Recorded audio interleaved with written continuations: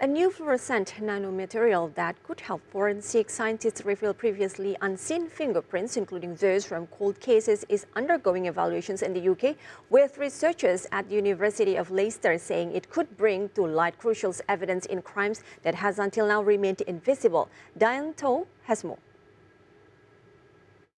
Fingerprints have long been a key clue for detectives and Crime Stoppers. And now there's a new tool that could soon lift prints from old cases. What we're hoping is that we'll be able to get fingerprints that current powders can't get. Nick Ross is a PhD student at the University of Leicester School of Chemistry, which is studying this fluorescent nanomaterial in collaboration with other researchers from the UK and Brazil. The fingerprints we leave behind are made of mostly water in the form of sweat and natural oils, and they can evaporate in certain conditions, leaving little evidence behind.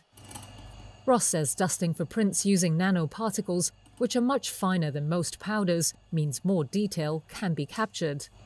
And less of the fingerprint residue is needed for the particles to stick to. We should be able to get fingerprints that maybe someone's washed their hands more recently and they've touched something, but they've left less residue behind, but we're going to be able to get that using a more sensitive powder. It also means a print's owner could potentially be identified even years later. The new material consists of a silica nanoparticle, a fluorescent dye and chitosan, which can be obtained from powdered shrimp, crab or lobster shells. Robert Hillman, professor of physical chemistry at the university, is hopeful that it could mean breakthroughs in crime scene investigations. There is, of course, the interesting question of how ancient, if you like, evidence we could examine in this way. So could we go back and visit cold cases?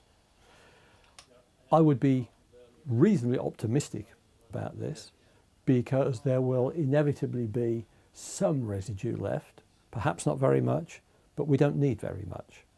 It will depend on the type of surface. Tests on the nanomaterial have found it sticks to residues on a range of different surfaces, including cash. That's good news for investigators looking to follow the money.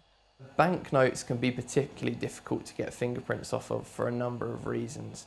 They've got lots of patterns all over them. The thickness and the shape of the patterns can look really similar to fingerprint detail. This image is particularly nice because the fingerprint is so different to the banknote itself. It's so clear. The fluorescence of the particles are so strong that there's no chance you mistake the detail for the banknote. The research has been published by the Royal Society of Chemistry.